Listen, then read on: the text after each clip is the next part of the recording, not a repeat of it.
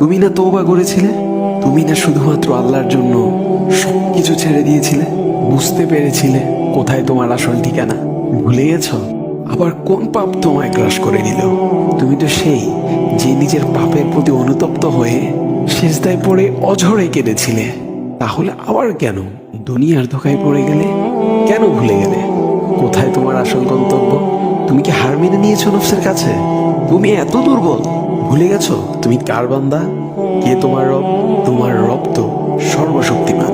সর্বশক্তিমানের বান্দা আবার কখনো দুর্বল হয় নাকি? মৃত্যু পর্যন্ত লড়ে যাও তুমি। শয়তানকে দেখিয়ে দাও তোমার ইমানের পাওয়ার।